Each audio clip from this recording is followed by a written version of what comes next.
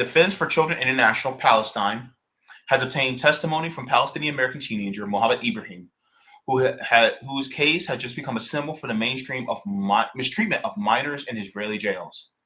In an interview with DCIP lawyer published on Tuesday, 16-year-old Mohammed described the harsh conditions he has faced since his detention began in February.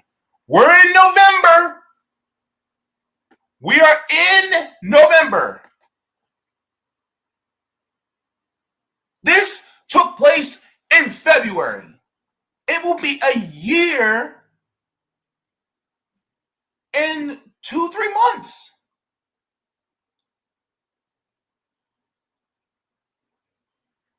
So that's how long he's been there, guys. He's been there since February. Imagine being his parents right now. Imagine your child going on a trip to visit family. They are going to see their cousins, grandparents, aunts, uncles. And then you find out your kid never came home. And in never coming home, you find out that your kid has been abducted by the military. And they're in the military, imprisoned, and your child is being tortured slowly to death. How would you feel? Would you be enraged? I know I would be. Would you be doing everything in your power to get your child back? Absolutely.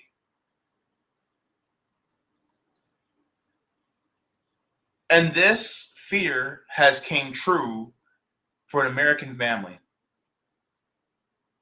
And so I want to share this story because when we talk about Americans, and we just talked about the prior story about America First and how Marjorie Taylor Greene was talking about how we should be America First. This should also apply to American citizens. But unfortunately, some American citizens' lives are seen as expendable versus others, including the lives of children. Let's get into this, because if this doesn't piss you off, I don't know where your heart is. Let's get into this. Any child belongs with his parents, his mom and his dad. Florida families demanding the release of a 16-year-old Palestinian American who has been held at an Israeli prison for more than 6 months now. Good evening, everyone. I'm Josh Benson. I'm Jennifer Lee. Thank you for joining us. While imprisoned, the teen's family says he's being denied food and medical treatment. 8 on Your Side investigator Brittany Mueller joins us now in studio as the family calls on the U.S. government for his release. Jen and Josh, that's right. 16-year-old Mohammed Ibrahim's family says he's supposed to be getting his driver's license and working a summer job at an ice cream shop in Tampa, but instead he's imprisoned in Israel. While his health is deteriorating, Ibrahim's family is now calling on the Department of State for his release. Mohammed is the first cousin of Saifullah. Saifullah was killed a month and a half ago. Family of 20-year-old Saifullah Musalet of Tampa says he was brutally beaten to death last month by... So remember when I reported on this weeks ago? I reported on this. This guy is related to this little kid. They're related. They're family. Let this radicalize you. This is hitting home. These people, these Americans are also Floridians. They're from my backyard.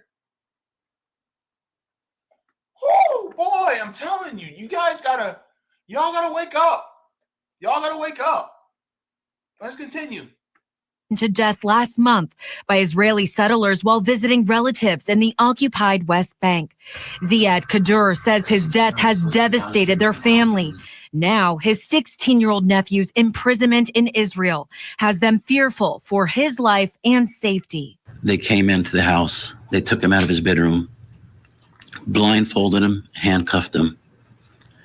And that was 6 months and 10 days ago.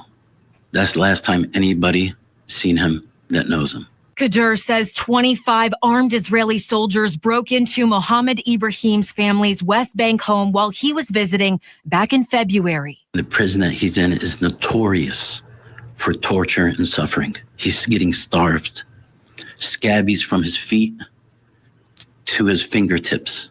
Now, the Council on American Islamic Relations wrote this letter, which was signed by over 100 other advocacy organizations, calls on Secretary of State Marco Rubio for Ibrahim's release. This is not politics. This is the life of an American teenager who's being held in an Israeli prison. 8 on Your Side asked the State Department about Ibrahim. A spokesperson shared this statement. If we become aware of an arrest of any U.S. citizen, including a minor, we will provide consular services, including prison visits, to ensure safety and security and communication with family as appropriate. But Kadur says Ibrahim's parents have had no contact with their son in the past 6 months. Let's get our boy back to his family, back to his parents.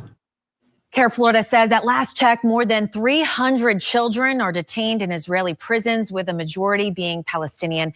The organization says the situation goes beyond Mohammed Ibrahim. It's about the rights of all children. In the studio tonight, I'm Brittany. So this is what's going on. We literally have a child that is being tortured.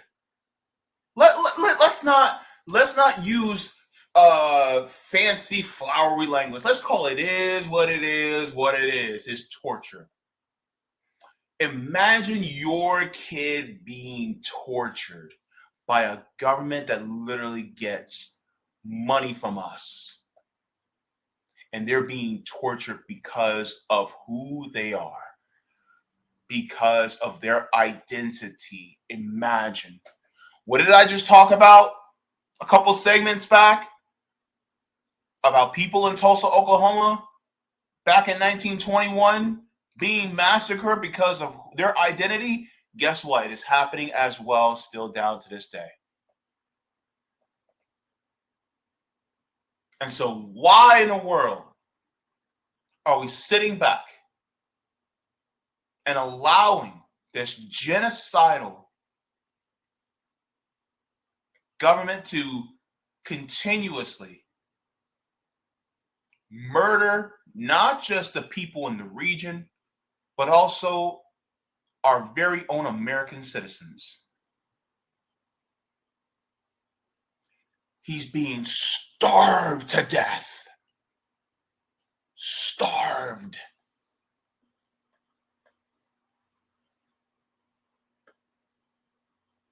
He's not that big. He's a skinny kid. And guess what? He lost a ton of weight. All because they hate him for who he is. I'm going to share this as well.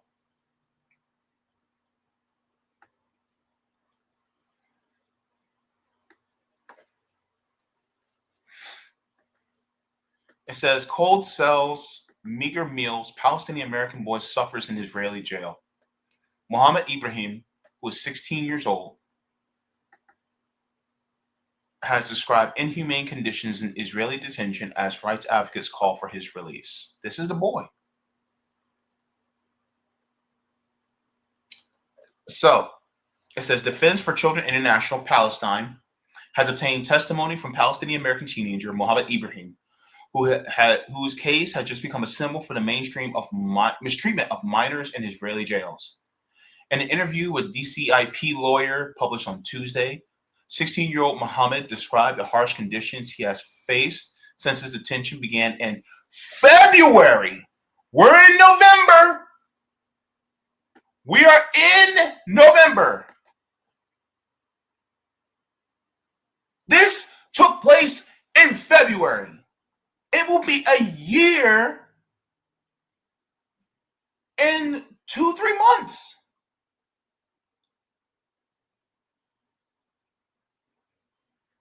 So that's how long he's been there, guys.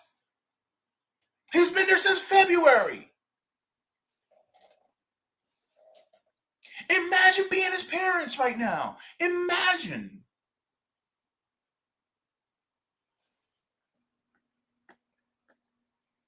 Crazy. This is ridiculous. This is horrible. It says, including a thin mattress, cold cells, and meager meals. He says, the meals we receive are extremely insufficient. He said, for breakfast, we are served just 3 tiny pieces of bread, along with a mere spoonful of labneh. At lunch, our portion is minimal, consisting of only half of a small cup of undercooked dry rice and a single sausage and 3 small pieces of bread. Dinner is not provided and we receive no fruit whatsoever. According to DCIP, Mohammed has lost a considerable amount of weight since his detention started more than 8 months ago. He was 15 years old at the time. So he was detained at 15 and he's now 16. Mohammed's family, rights groups, and the U.S. lawmakers have been pleading with the administration of United States President Donald Trump to pressure Israel to release the teenager. The U.S. provided Israel with more than $21 billion over the past 2 years. Not even an American passport can protect Palestinian children. Despite his family's advocacy in Congress and involvement in the U.S. Embassy, Mohammed remains in an Israeli prison. Israel is the only country in the world that systematically prosecutes children in military court. Imagine being a child that is prosecuted in a military tribunal. Children. We're not talking about adults. Children.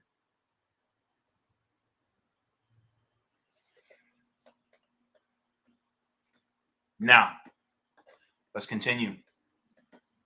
After Israeli soldiers raided Mohammed's family home in the occupied West Bank in February, they took the teenager into custody. Mohammed recalled to DCIP that the soldiers beat him with the butts of rifles as they transported him. The teenager was originally housed in a notorious Megiddo prison, which recently released Palestinian detainee described as a slaughterhouse before being transferred to Offer, another detention facility. Each prisoner receives 2 blankets, yet we still feel cold at night. There's no heating or cooling system in the rooms. The only items present are mattress, blankets, and a single copy of the Quran in each room. The teenager has been charged with throwing stones at Israeli settlers, an accusation that he denies. Legal experts say that Palestinians from the occupied West Bank almost never receive fair trials in Israeli military courts. I'm going to say this. Oh, boo-hoo! Oh, he was throwing rocks. Boo-hoo! He threw a few rocks or pebbles at you. And here's the crazy part. Here's the wild part, right?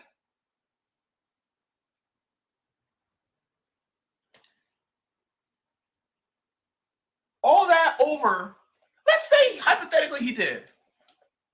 Hypothetically, let's say he did. Does this warrant over 9 months in an Israeli prison while being tortured to death?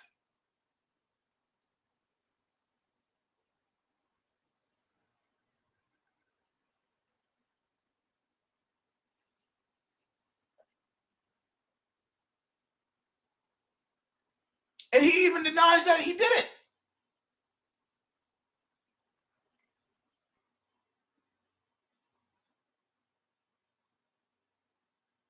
So,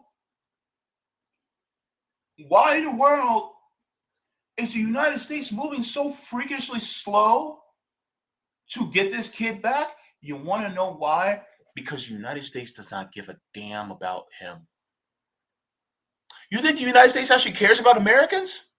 Look at the natives. Look at what they did to them. Look at us black Americans. Look at what they did to us. You think they're going to give a damn about Palestinian Americans? Hell no. This is the problem with this country. This is the problem with this system. I bet you if he was not Palestinian and if he was rich, oh, he would have been home a lot sooner. It's not just an identity issue. It's also a class issue too. It's both.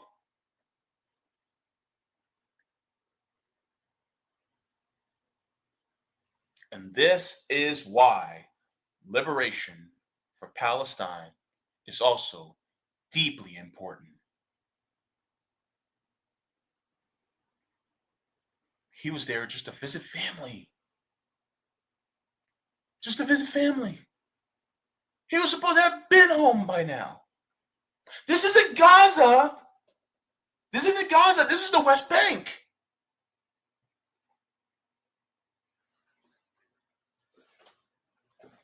By the way, the Palestinian resistance is not in the West Bank.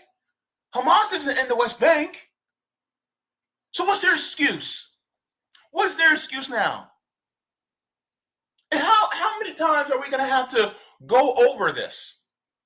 And occupied people have the right to resist their oppressors.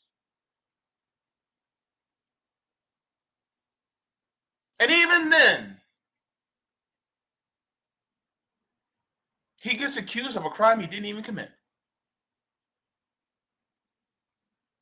And to be honest with you, by international law, he wasn't even committing a crime. Because him and his people are occupied.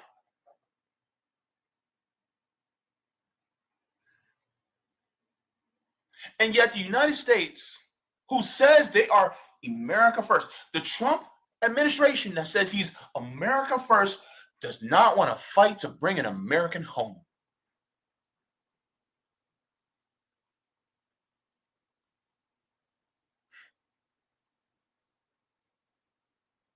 If you think that this country, the government, which is owned by these corporate parasites, actually care about you,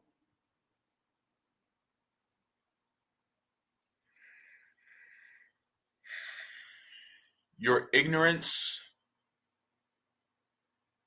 is as wide and far as the East is from the West. Your ignorance is as deep as the North is from the South. Your ignorance has the density of a neutron star.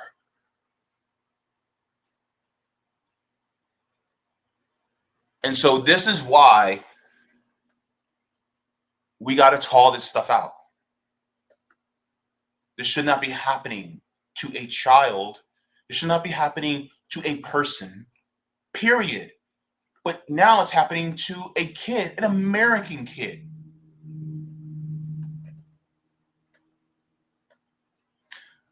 I'm going to defer to some Palestinians who are local to me to also talk about this, because I think they have the weight of their voice, I think, is more important. So let's go here. Shout out to the Florida Palestine Network for the work that they do on the ground. Let's get into this. It says, free Mohammed Ibrahim, urgent call to action. It says about 8 months ago, Mohammed Ibrahim, a 16-year-old from Palm Bay, Florida, was arbitrarily abducted by occupation forces and sent to the infamous Megiddo prison, where another Palestinian teenager killed in April. Since then, Mohammed was sent to the equally notorious Offer prison. Mohammed's reports indicate that he has been starved, has lost more than 30 pounds, and has developed scabies. Over 100 groups in the U.S. have called on Secretary of State and former Florida Senator Marco Rubio to release Mohammed from Zionist captivity. Genocidal intent, genocide in motion. Israel is the sole country in the world that systematically subjects children to military courts, an imperial system designed to crush the will of a colonized people. Bound in theory by international and U.S. law, Washington has neither the courage nor the desire to help release of Muhammad. Instead, it continues to arm the Zionist entity without restraint, fueling the apparatus of genocide that serves its own capitalist interests.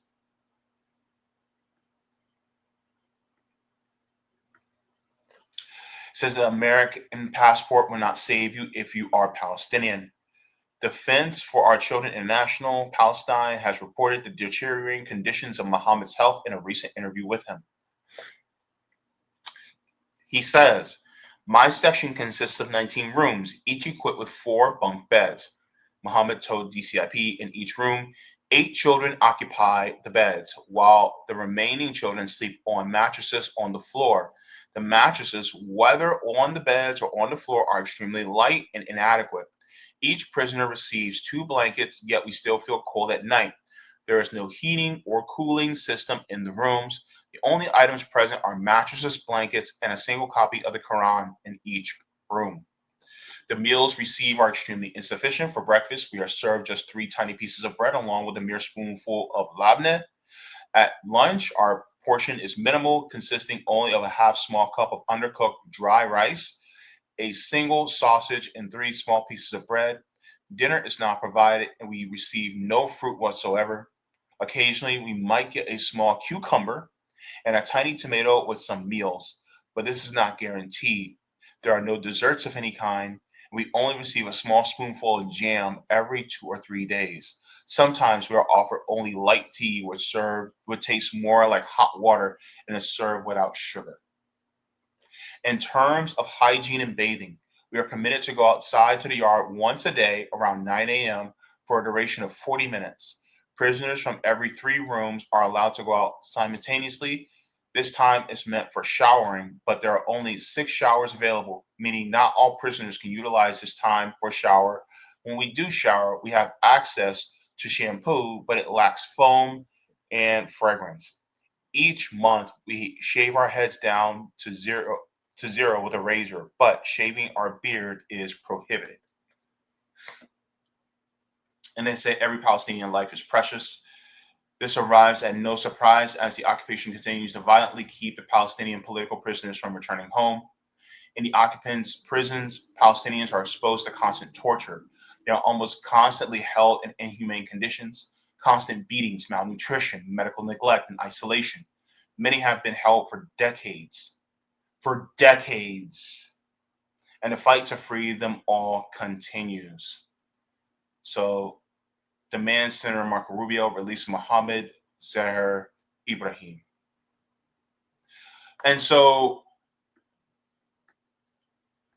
this is why we are talking about this. Because none of us are free until we're all free. And the fact is that this child being treated like this in inhumane conditions while we pontificate about whether we continue giving money to Israel or not. It's like, no, like the Palestinian people need liberation now. They need liberation not just now, not just yesterday, not just last year. Palestinians need liberation 77 years ago.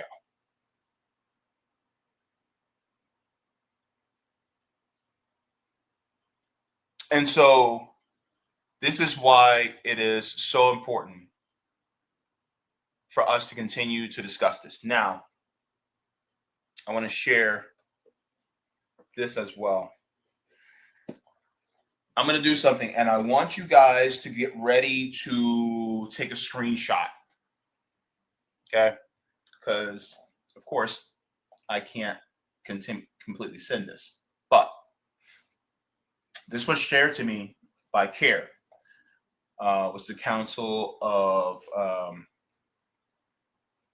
Arab and Islamic Relations, I think is called. So here is the, I don't know if it's actually going to, I don't know if it's going to do the QR code correctly because I am kind of backwards, but hopefully if you guys can screenshot, maybe it will do it. I don't know. I wonder if I can switch my camera around. Let me see.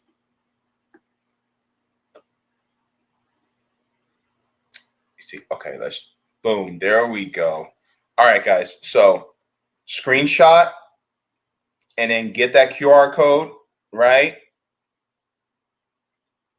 And what the QR code does is that it transports you to basically a message. Maybe I should keep it like this. I'll keep it like that. What it's going to do is it's going to take you to a message that is pre-written. Now you can edit the message, and then it also lists like all of the people in Congress, all the political representatives that that you can contact within your area, and it sends it to all of them. Will it work? We have to at least try. And there is someone that has been trying for months now, and a lot of people are giving her praise. Now,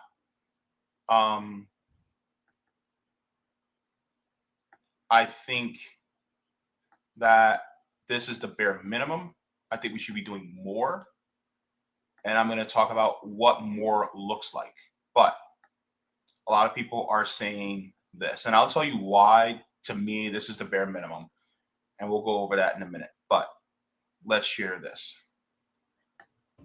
Okay, now Gillibrand. And then. So let me shrink this down just for a second. The caption says, "My sister home from Thanksgiving with her kids secretly recorded my mom making her daily calls to Senator Gillibrand, Senator Schumer, and Representative Latimer, demanded that they work to free Mohammed and save al-Khair while she was supposed to be watching her grandkids." Okay. So, and I'll tell you guys why I think this is the minimum. Latimer. What? Yes.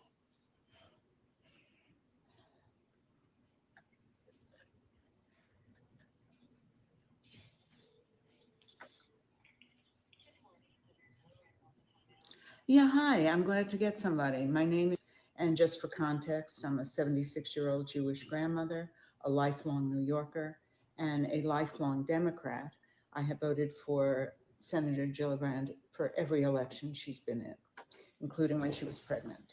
So I have two questions. One, which you should have, because I've been calling every single day for a month trying to get an answer, which I think it's kind of difficult for a constituent not to be able to get an answer from her own senator. So the first question is why she didn't sign on to the letter of October 21st from Congress that went out to Marco Rubio and Mike Huckabee asking for the release of the American teenager, Mohammed, Mohammed,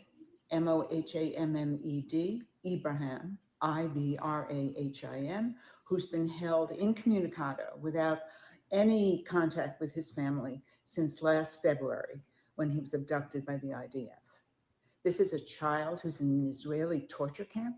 There's evidence he's been beaten. He's lost a quarter of his body weight. I'd like Senator Gillibrand to imagine if this were her child, what she would want done in a foreign prison. And the second is why she didn't sign on to the November 6th letter that went out to Benjamin Netanyahu, asking him to rescind the demolition orders for this small little village, Keir, and why she sees fit not to comment on any of this when we give billions of dollars to Israel every year. So I'd like the answer to those two questions.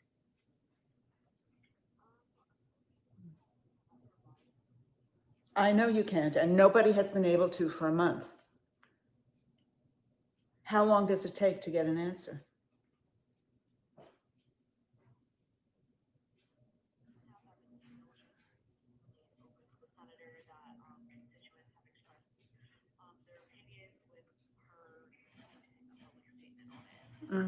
Right. I thought she was in favor of all hostages being released. Well, this is an American hostage who has not been released. Release the hostages. Oh my God, they won't release the hostages. But when the hostage is an American and the perpetrator is Israel, they don't care about the hostages. You see, right? Let's let the lady continue.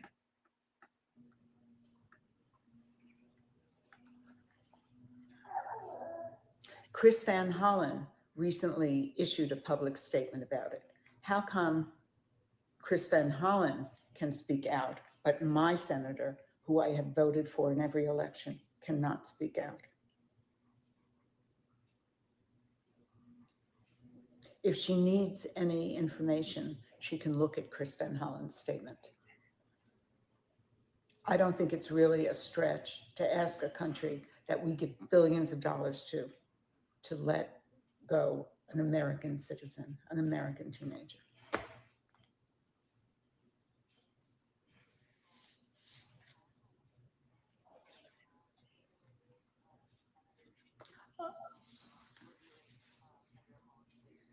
Okay, thank you. And I'll call again tomorrow in case I haven't heard.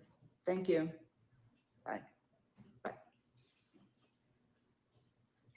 How often does that happen? Does what happen? You get a person? Gillibrand's office? Ooh. Ooh. You gonna stain our floors? Gillibrand's office, almost never. I think this is the third time ever. Okay. I have to clean I'll this train you. stove.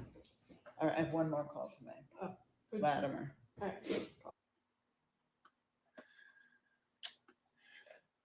So that's Kirsten Gillibrand, right? She obviously doesn't care about an American citizen, and she's a Democrat. So you have the Republicans and the Democrats not caring about American citizens. Now I'm gonna share something with you, and I'm gonna say this is why this is the bare minimum, what she did. First of all, I'm gonna share this because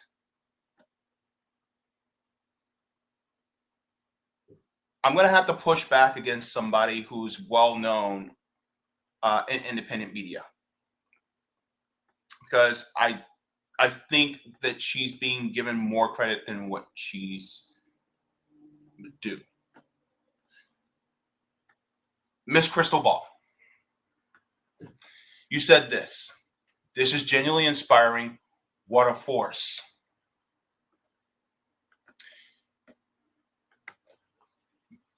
Miss Crystal Ball, this is the bare minimum. This is not an inspiring force that you think it is. The call your congressperson is not the flex. It is the bare minimum that you could do. And does it work? I mean, it's been since February. He's been in there since February. And he has an American passport. He's a United States citizen. If he's 16 years old, most likely he was born here. So therefore, he may be the child of immigrants, maybe, but he's not, most likely not an immigrant at all.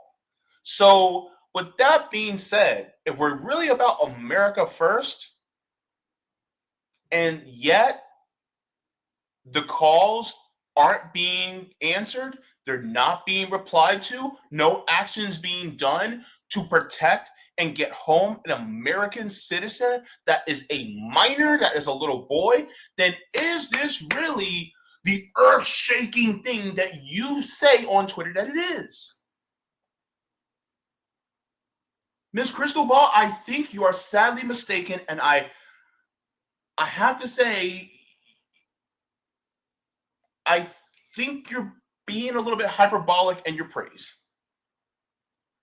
I think you're being a little too... I think you're praising this a little too much, because this really should be the bare minimum. Let me show you why. because there's a law professor that I follow on TikTok that talks about this. And I want you to listen to what she says, because this law professor actually gives you the real deal Holyfield of what, call you're a congressperson, how effective it really is. I'm going to let this sister cook.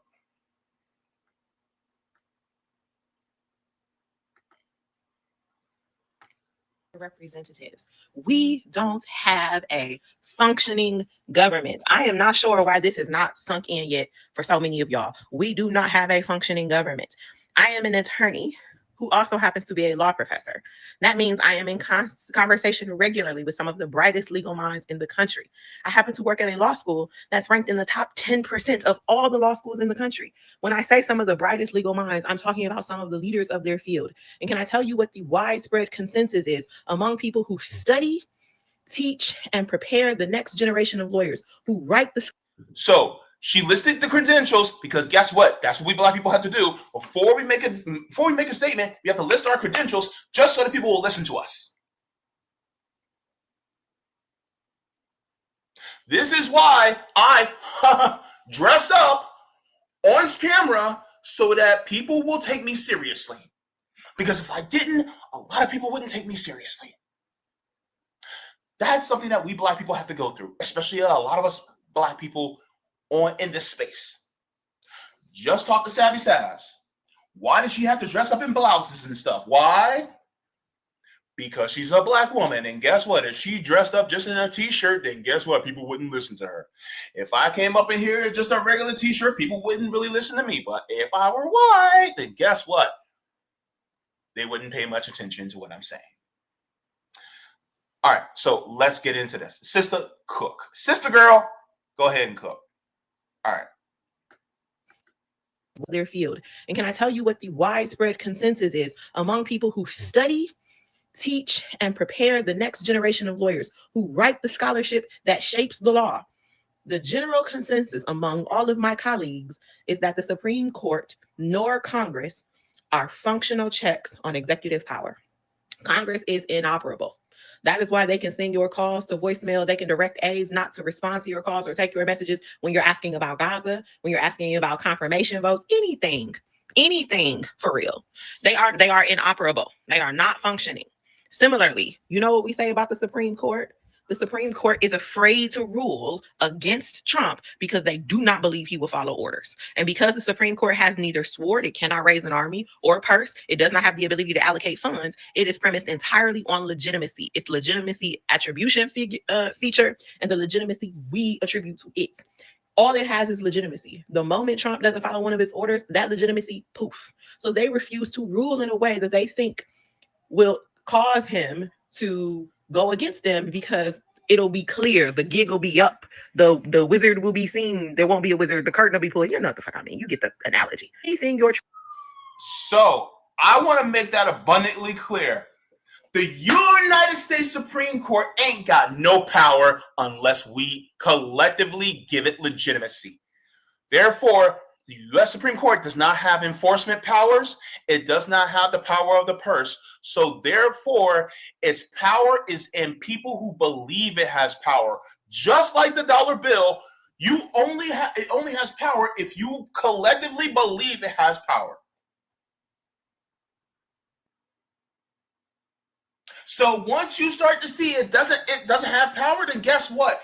It's just a group of people in black robes that just say what they think the law is. And you can choose to either follow it or not. And guess who does that choice? Donald J. Trump. And it can happen with him. It can happen with a Democrat. It can happen with another Republican. It can happen with any president that's in the executive branch. And guess what? If they don't follow it, then guess what? We know the Supreme Court ain't shit. Oh, wait, do you mean to tell me that this country is on its way down? Absolutely. Look, I'm going to tell you right now. I'm going to sing it to you. This country is going down. It's going down. 'Cause you ain't around, baby. It's all fucked up, side down. That's basically how it is. Trying to do that you want to be effective has to contemplate the reality that we do not have a functioning government. This is why all of the discourse around the electoral process and election, like it is delusion. It is the denial phase of grief.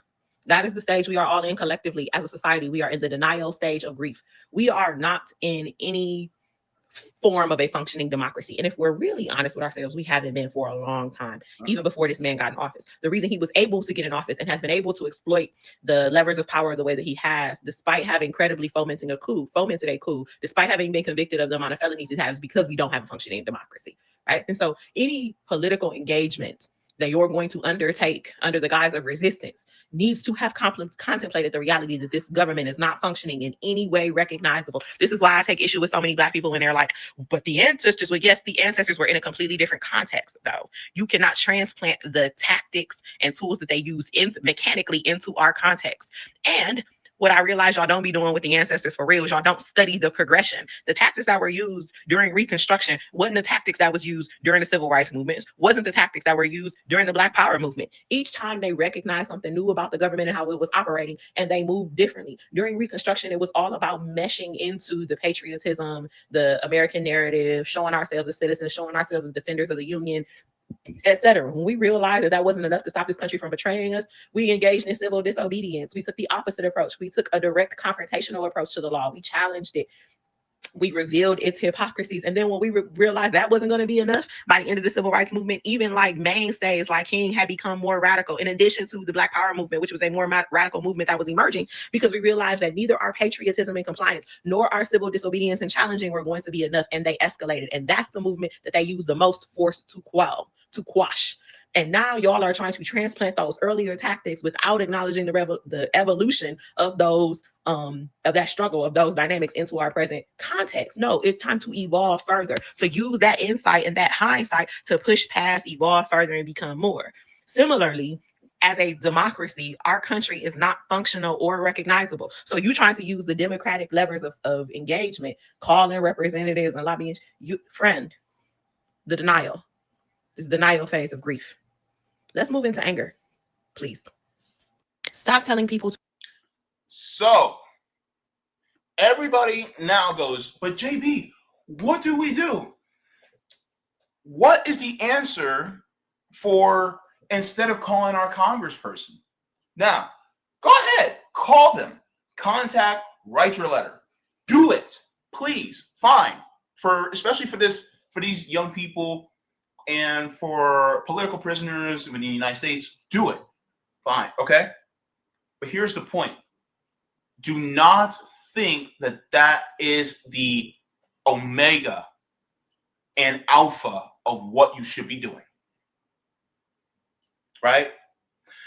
That is the alpha. The omega?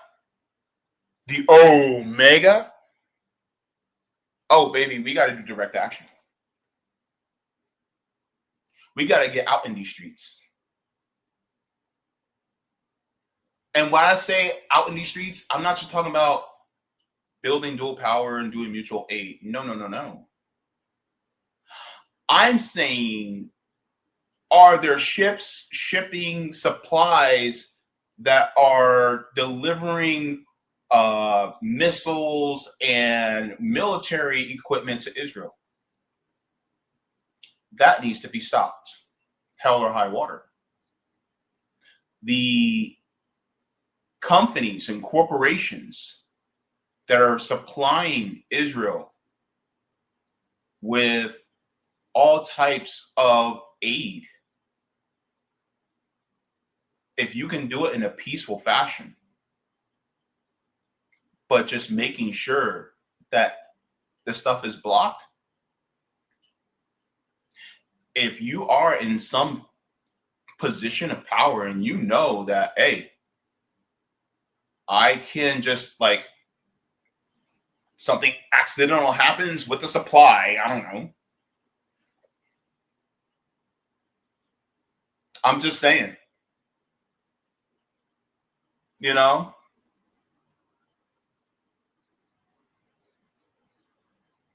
maybe that hamburger meat that was supposed to go abroad,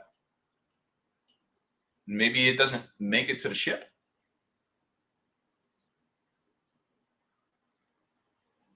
You know, maybe there's some grain and some bread, and I don't know. Maybe a mouse got into it. Maybe a bunch of mice got into it or something. I don't know. But here's the thing. The body of imperialism is hearts in the United States. And it's time for imperialism to experience a cardiac arrest. Because we are trying to prevent more Mohammed Ibrahims from happening. This is the answer. Like I said, do the thing, right? Call your congressperson or, get in contact with them. But let this be the start. Don't let it be the only thing you do. That ain't it. That's not just the beginning. This is putting your shoes on before you go to the gym, baby. Right? This is just setting the plates on the table before you eat.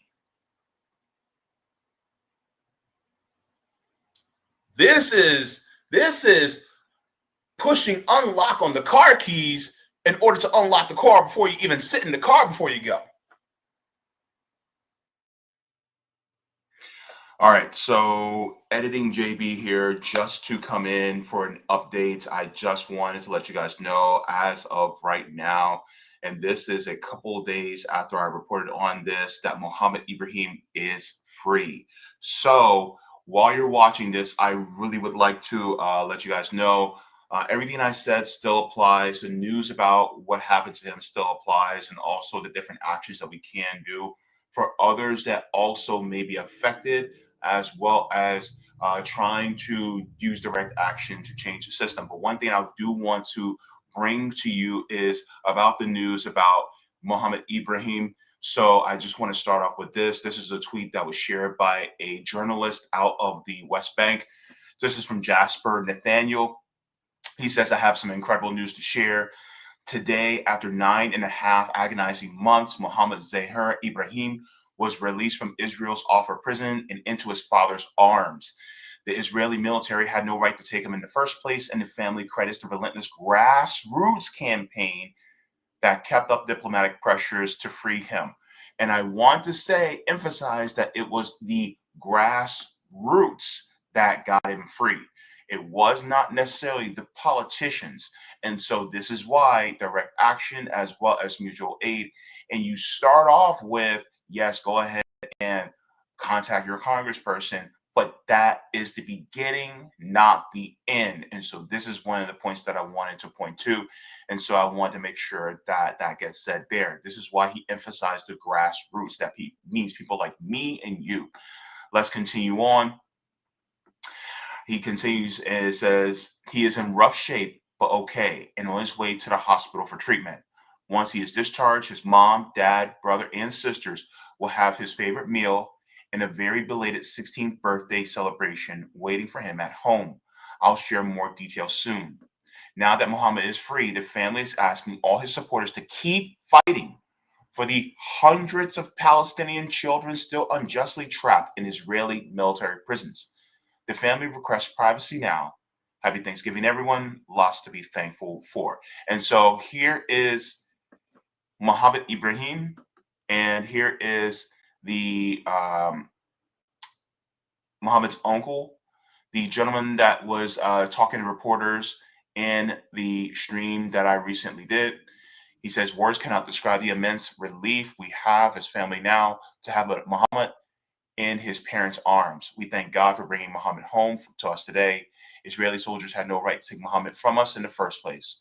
For more than 9 months, our family has been living a horrific and endless nightmare, particularly Mohammed's mother and father, who haven't been able to see or touch their youngest child for nearly a year, all while knowing Israeli soldiers were beating him and starving him. We couldn't believe Mohammed was free until his parents wrapped their arms around him and felt safe. Right now, we are focused on getting Mohammed the immediate medical attention he needs after being subject to Israel's abuse and inhumane conditions for months. We just want Mohammed to be healthy and have his childhood back. We'd like to thank the more than 100 organizations, local Florida community members, volunteers, and members of Congress who continue to speak up for Mohammed and demand his immediate freedom. Shout out also to Students for Justice in Palestine and Florida Palestine Network. Of course, you have many different networks as well as many different organizations here in Florida that were fighting for Mohammed's release. So shout out to all of you, the pro-Palestine, pro-liberation organizations out there that have been fighting for this as well. I just want to also give these organizations their flowers too. Let's continue.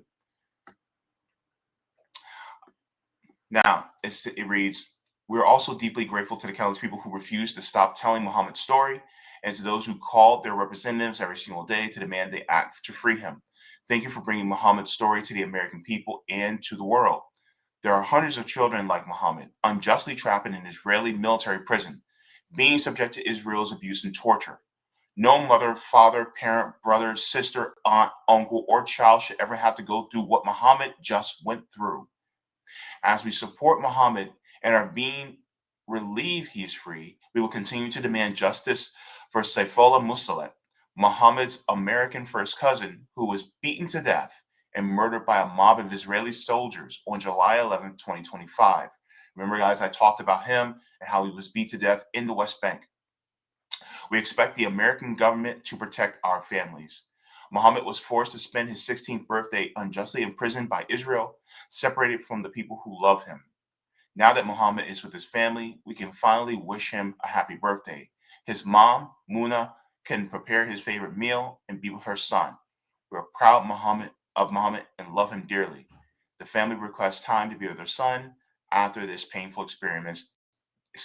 That's from Zayed Kadur, Mohammed's uncle. So I want to share also. So this is Mohammed. He had lost a considerable amount of weight. You guys are going to see the difference as I go through this thread. Here's Mohammed actually coming to see his father for the first time. Let's go and take a look at this.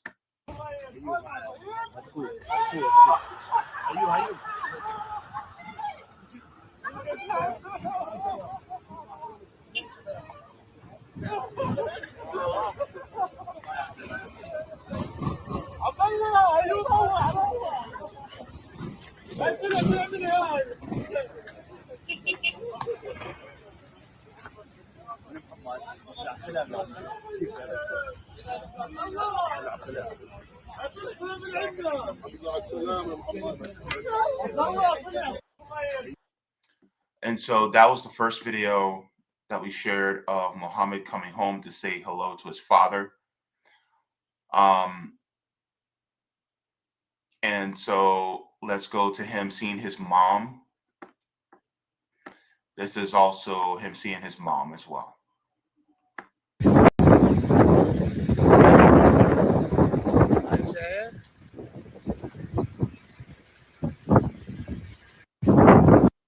So he just got home, and we are happy that he's home. Here's the difference in weight. And so this is what Israel does, and worse. And so when he was abducted, he was 15. He turned 16 while imprisoned by Israel. He was a child. And so it says, quick clip of his first call with his uncle. Nobody fought harder than this guy, proud to call him family. This is his uncle that he's talking to. Let's get into this as well.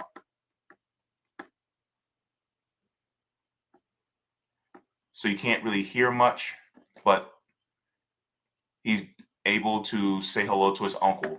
I cannot imagine as an uncle if my nieces or nephews were taken into custody into a prison. And then he also learned that his cousin, Seyfullah, was murdered. So he learned that his cousin was murdered in in July. And so he's talking to Saif's father. So let's see this. بس الأورثو اللي بدي إياه يلزمش نفس الدكتور تشوفه ماشي حاضر مالها معصبة مالها حاضر بس مشغولين مهلا ارحمونا شوي. So imagine being imprisoned by Israel and then finding out your cousin was murdered. Imagine that. And so this is why it is so important for us to keep speaking out about this. And I would like to continue to let people know that these tragedies need to stop. We need to do additional actions to make sure that this genocide stops and that Palestine is free. Thank you guys very much. Of course, this is JB, basically doing an editing. So I wanted to make sure I update you guys with this. Back to the video. So this is why I said what I said. Because when people say, oh my God, call your congressperson, they don't give you the necessary steps to do afterwards. Because that's what a lot of them, they just want you to do just that and then stop. That's why Obama kept on, don't boo, vote. And for all of our people out there that are Christians, in James chapter 2, it says, just as the body without the spirit is dead, so is faith without works is dead. You have to work in accordance with your faith in order for things to happen. Therefore, you have to work in accordance with your vote to make things happen. Because if they're not going to get it done, then who will? First, you call the congressperson. Then you force their hand. Don't stop with just, please, no. You force the hand. You break the wheel. You stop the cycle. Because nobody should ever have to experience torture, hunger, starvation, thirst, death. Nobody should have to face that. Least of all, a child.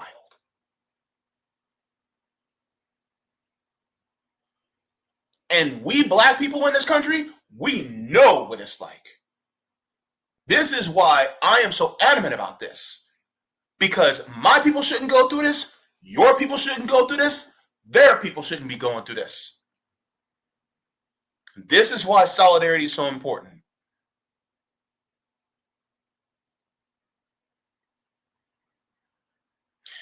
And not just with people like Mohammed Ibrahim.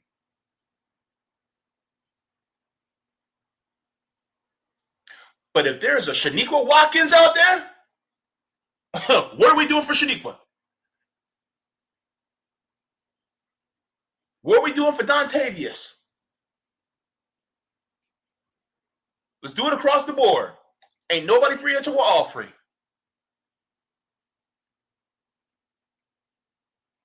Let's continue. Let's get this kid free. Let's get him back home to his parents, safe and sound. And let's continue the liberation for all groups, including a free Palestine. Thank you so much for watching, and I appreciate it from the top and bottom of my heart. If if you'd like to see any more, you can look here. 1.